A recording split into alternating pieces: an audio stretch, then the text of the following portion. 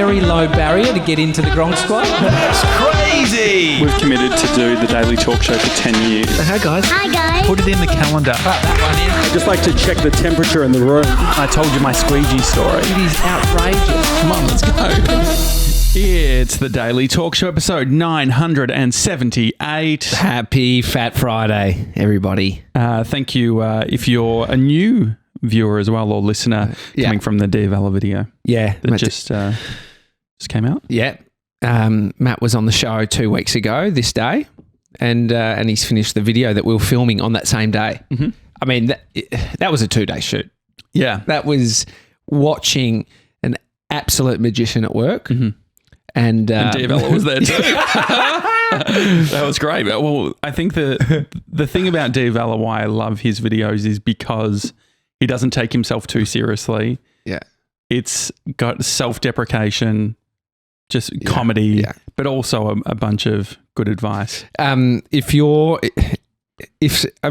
laughed at that, I'm very, very happy. Laughed at the jokes in the video. Yes. But we were talking about the sort of difference in humor around the world, and self-deprecation is a very Aussie humor trait. Mm-hmm. And so we love sort of taking the piss is another. I mean, you might even try to work out what taking the piss is if you're American, but just like laughing at yourself. Yeah. Anything if you that laugh at yourself, no one else can. Well, people can, but then you're laughing together. Exactly. That's a good time. Then you're the leader. It's like when I was a kid, a fat kid, I was always making the first fat joke, which is a little bit sad, but if you make the first joke, it disarms. It's like you can't use it as ammo. Anyway, Fat Fridays. Just quickly. So I've seen this a few times driving through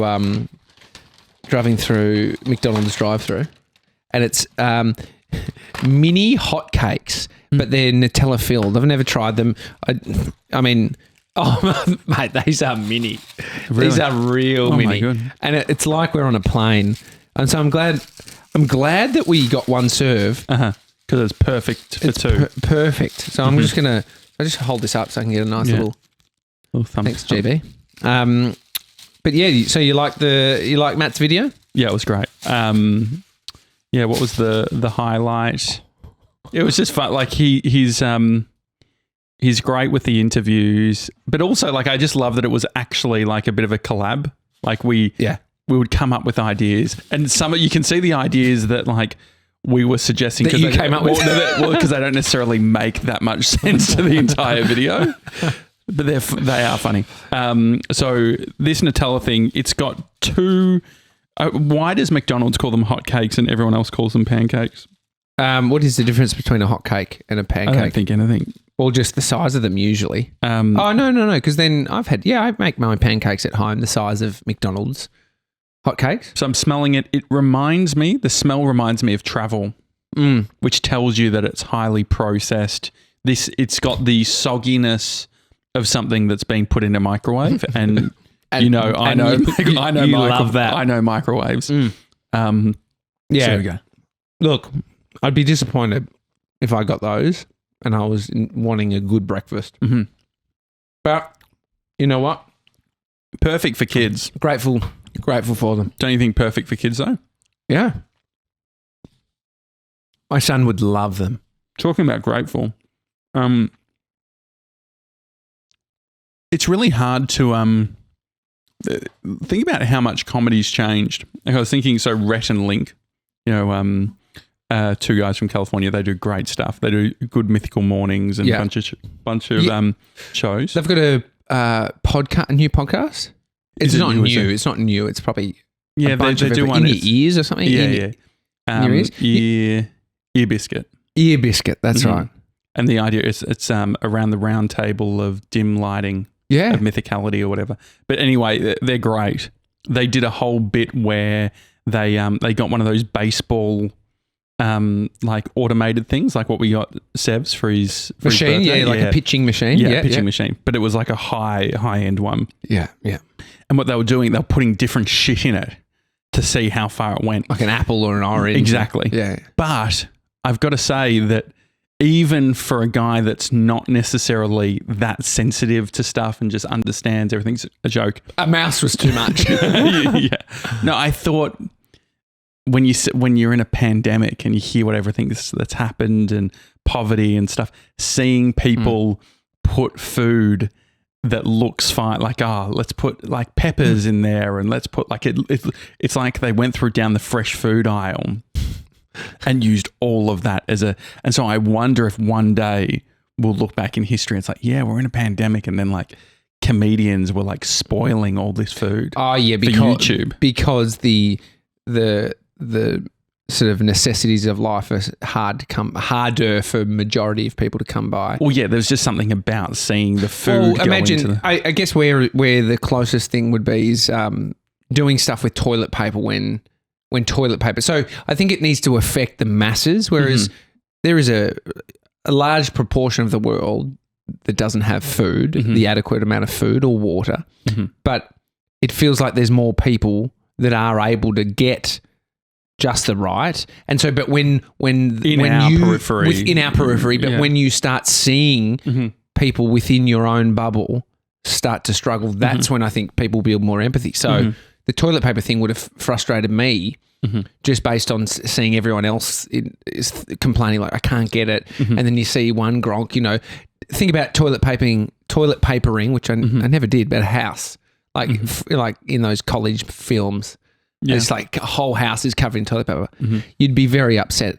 But then I also understand that they're bringing a bunch of joy, and there's a bunch of ways of rationalizing it, but there is in those moments, especially I guess like places like California where there's huge amounts of homelessness. I wonder how that would impact content as well. If you're amongst it and you're seeing these things, I think that when people think of Los Angeles, they think of sort of Lamborghinis. Yeah, shiny objects. Palm trees. I wonder if Matt Devlin. I wonder if big biceps. I wonder if the more visible these things are, whether people create empathy or whether there's a disconnect where it's like, that's because I think, but maybe people are striving. Like maybe someone's mission is to be able to put fresh food in one of those. And so it's like, I don't think those guys aren't even doing it to say, look how much.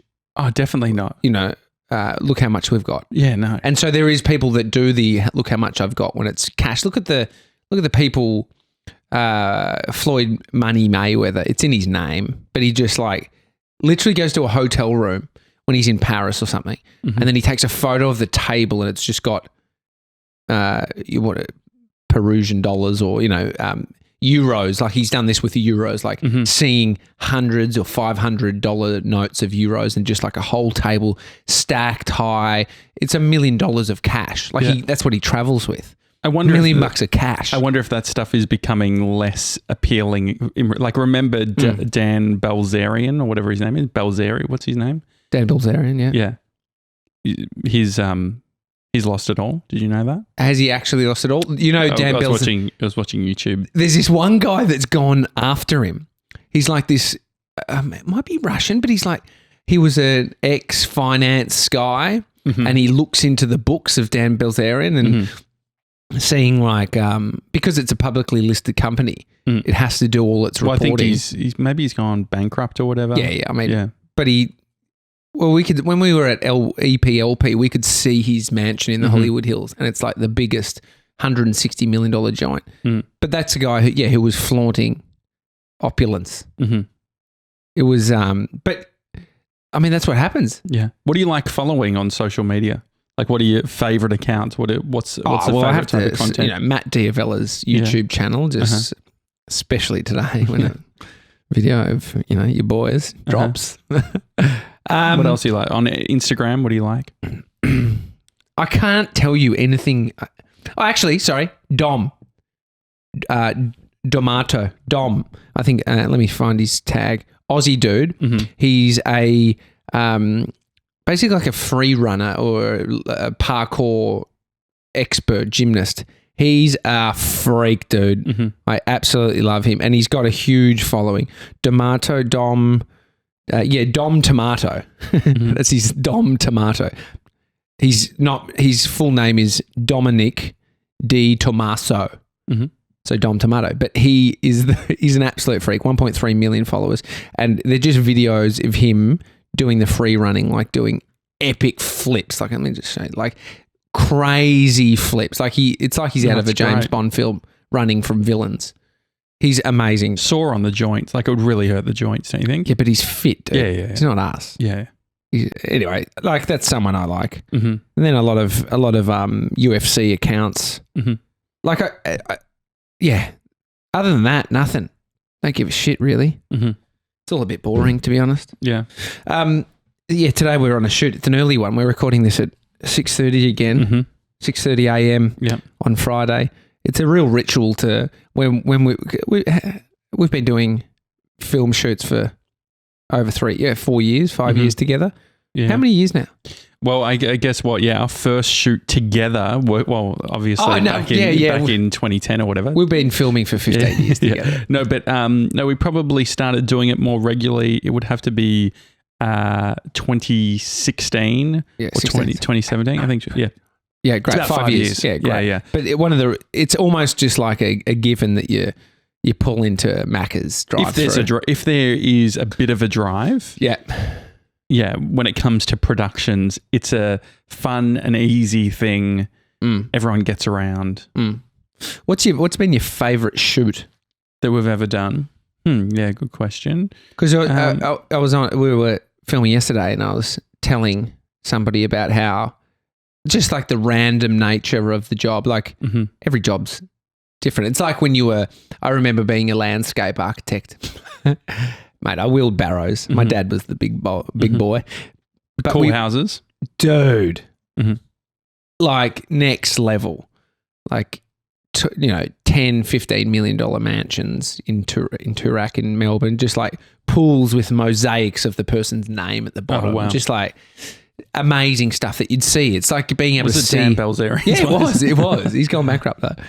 No, but just seeing another way of living was interesting, and that's what you get to do in all different jobs. You're exposed to sort of different areas, and this we see other businesses, but flying to Singapore and seeing and going onto I've never been on a cruise ship, but I got to go over and film on a cruise ship that was being renovated.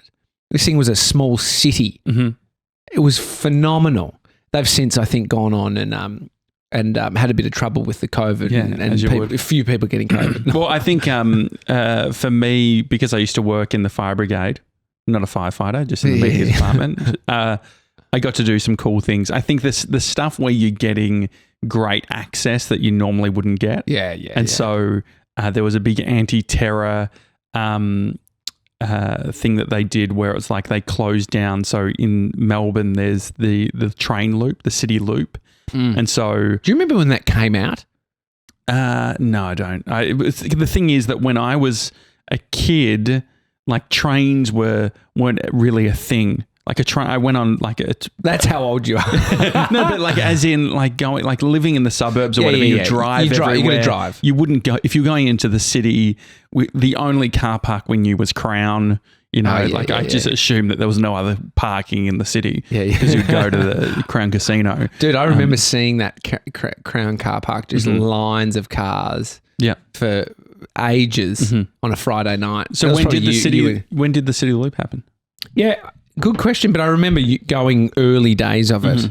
But it's amazing that we didn't like that city loop Melbourne. Because they're doing all the tunnels in Melbourne at the moment. Like they're building a new train tunnel, but then they're also building new roads underneath some rivers and stuff. It's amazing, but it'll be interesting for the first time these open. And so it's commenced in 1971. Oh my God! Completed in 1985. City Loop. So it's always been there. That's a long time. It felt maybe it was just new because it was new to me. Do you know the City Link, which is like a freeway or whatever? I remember when that first came, like when the Burnley Tunnel first came. That was a big one. Yeah, but Balti Bridge. Don't remember the Balti Bridge. Yeah. But so the favourite shoot anti-terrorism drill, all that. So fireys, ambulance, police, 3 a.m. in the city loop, on the tracks, simulated terror attack where actors had all blood on them and all that sort of thing. And and it was, so we were filming it, but it wasn't designed for us. It was designed for all of the emergency services to work out, okay, how do we get people off carriages? How do we deal? How do we do first aid and all that sort of thing in these extreme circumstances? So you've got actors screaming like they've just, the bomb's gone off. Dude, was it dark? Did it it's acting and you're there for a reason. Like, I mean, I wasn't like filming too much of like the really extreme shit. I was more like operational stuff. So I spent a lot of my time like where they sort of set up. They have buses and stuff that in these types of incidents they can bring them in and they become these control centers. And so they can manage everything from there. So think of like a control room that you would see in an office. They actually they have the whole thing. They have a whole bus that has all that sort of stuff, which is, and so then they would have like an officer in charge and all that sort of thing. And so I was doing a lot of the filming of them directing type of thing. So that was interesting. Yeah, there's something about access to places that you normally don't. Even just like think about concert venues where there's strict places you can't walk, but being in those big arenas or underneath something. There's something about underground tunnels. Yeah, the other one was DP World in Docklands. I don't know if it's Docklands. It's what does DP stand for? Not sure, but so they would manage the port, or they had the rights to the port, where they have the big cranes that take the cargo off ships. Yeah. And so I was making a documentary for the high angle rescue team for the fire brigade. And so you go up really high to the top of these cranes and you're walking on just like metal floor, but it's like honeycomb style. So you can see through it. Yeah. That was really interesting. Scary. Actually, the other one was on the top of Telstra / like Sofitel or whatever. I think the Telstra building might have been next to the Sofitel, but we got roof access. Oh, yeah. And so filming on the top of the roof was cool. That's right. We went up to the top of the Eureka Tower, the tallest building in Melbourne, with Matt Tilley. Oh, really? For some sort of activation, working at the radio station. But amazing. Yeah. Just like no one goes up there other than staff. Any good celebrity? Any good celebrities that you filmed? We did what were those 5 Seconds of Summer? Those dudes? Oh, Five Sauce. Five Sauce. That was good. But I filmed them personally at the radio station, like getting them to like talk, directing them, say this. That was fun. Nice guys. Very famous. Actually, do you know what I love is when you're filming for overseas people, filming Australia for an overseas audience, like when you are sort of alongside. So, for instance, Josh and Ryan, the Minimalists, they came to Australia and New Zealand, and I was filming all the B-roll of them in different parts of the country. And there's something interesting about being behind the scenes and then filming Australians out in the wild. It sort of changes your perspective on things. Well, they're animals, just. Well, it's interesting just seeing people lining up and, but that was also cool in Auckland, filming when Josh and Ryan interviewed Derek Sivers. Derek Sivers is the guy that we spoke about the other day, who's got Hell Yeah or No. And just seeing people and like they're quiet, like especially any behind the scenes where you're seeing people not on is cool. Yeah, I love that. But yeah, I think that is like, it's definitely the camera stuff. Like even we'll think about the shoots that we've been on, like we've been in schools and stuff. Like there is there's something fun about you're creating an energy or you're bringing, like I feel it's like when you're a kid and there's a dog in the school. And That was my dog. It ran out because I really? lived across the road. He would run across the road and just eat plastic bags with food in them and then shit out plastic bags. Yeah. But it's a big thing, right? Like people. But everyone's like, "There's dogs in there." Yeah, that's so true. And so having a camera crew, like the amount of like having been in a bunch of schools this week, kids pointing or it's weird that it's still like that because there's cameras everywhere now. Like people got phones. I guess when they're big, like the ones we hold. What do you got? You got laser focus? What'd you cost? How much you cost? Kids are so funny, man. I've shaved my beard. Mainly because of the criticism that I got from one kid. But just this young girl, she would have been grade 6, just like so curious about what's going on, hanging around, just looking at me. And she just says, "You're going grey in your beard." I was just like, what of it? I was like, fucking, I was thinking about that. You got me. Kids just know where to fucking nip, don't they? Just push the buttons. They know it. Yeah. They know it. But there is, I think, something about small crews as well. What other, like, there's probably a bunch of occupations. The same thing happens on it. Like my brother Jake, who does like polished concrete and things like that. You become friendly. Like there's sort of a banter that happens with everyone on sort of the work site. Oh yeah, the best was like my dad would tell me he was, I'm working on this person's house, like someone that he knew. Mark Holden. From Australian Idol back in the day. Yeah. Oh, that is cool. That kind of stuff. What's Mark Holden up to? I don't know. He got a great garden though because my dad did it. But, there is the camaraderie as well. I think that's the other thing, working on shoots, especially if it's a multi-day shoot. If you're doing like more than 2 days, you become really close with everyone that's involved because you are literally like you have a very small lunch break or you're in the car, you're traveling, there's a bunch of downtime on sets because you're waiting for people and so you're talking. But I think that is something that's really cool about what we do is we get to like, you're going into these corporate offices or you're going into these, interesting businesses and then people are sort of forced to hang out and talk. Yeah, no, it is good. But then what I also like hanging around people that do different things is like, outside of your echo chamber, think about your mates. They've all got something maybe similar. Like maybe they're indifferent, but then your friendship is the bubble, right? And so you've got all those commonalities that you share. But then when you are in front of people that you don't know and they're in industries that you're not in, you constantly. This is what we were saying in the Matt Diavella video. We're projecting our own version of success because I necessarily wouldn't want to be a teacher.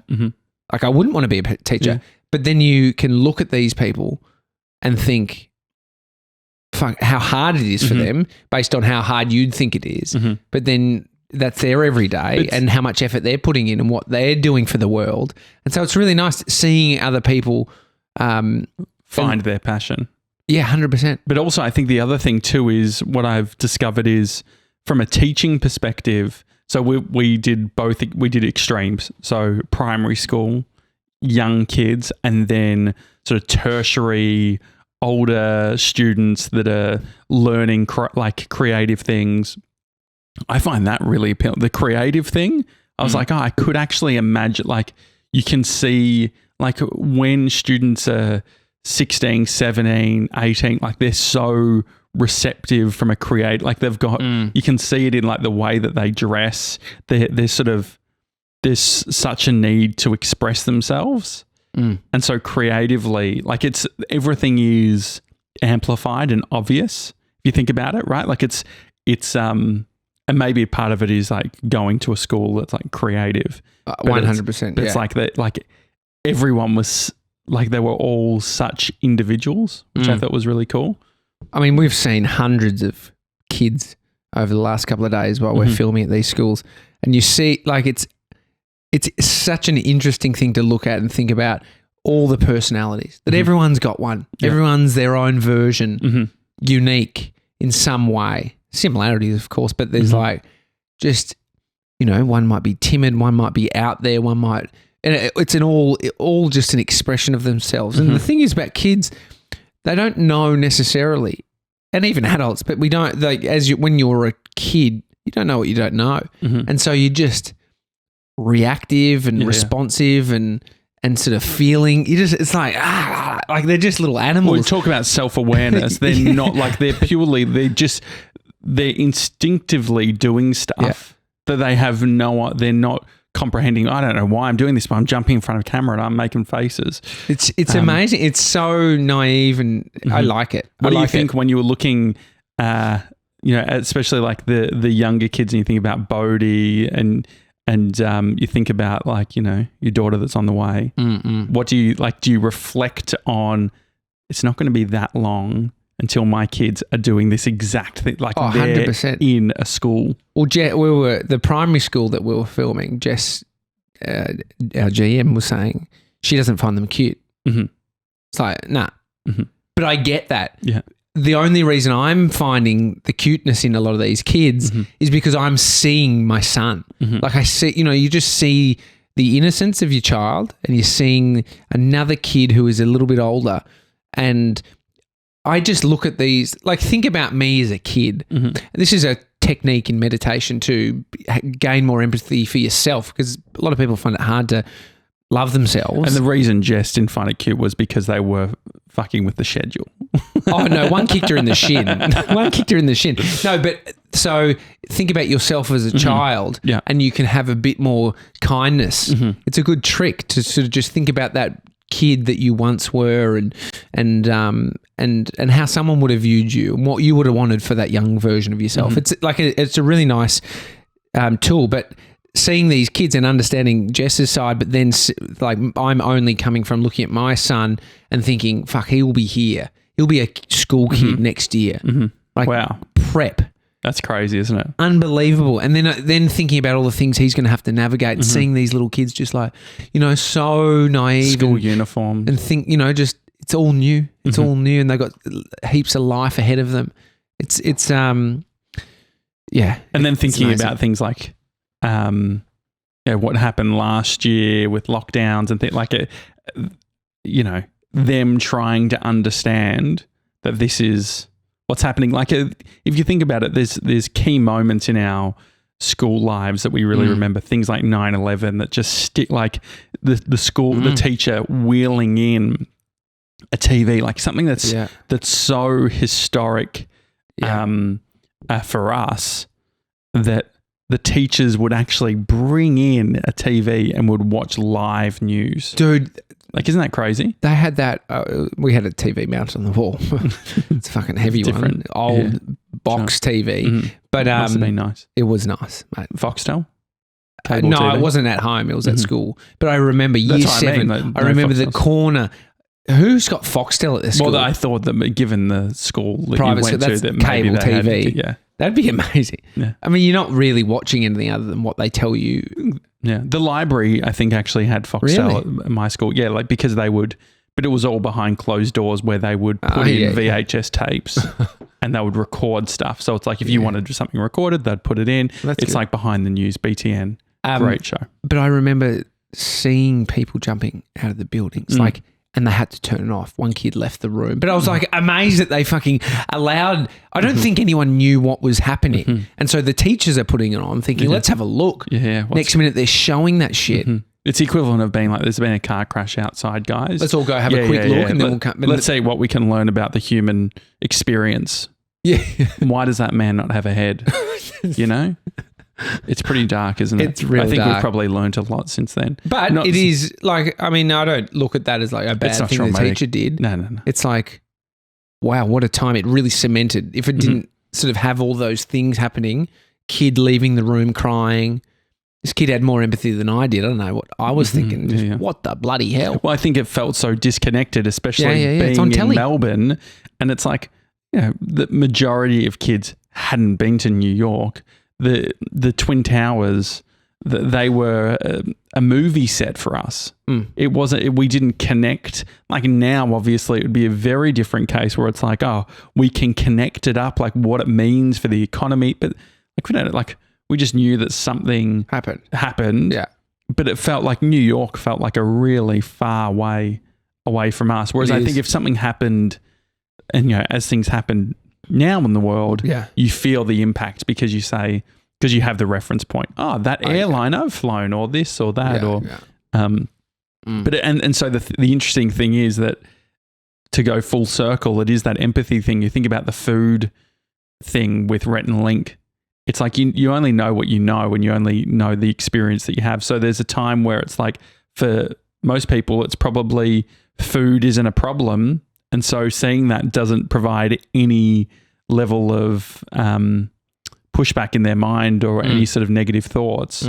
Whereas as we go on, it's like, oh, hang on, like, this is why I think travel is such a great way of building empathy.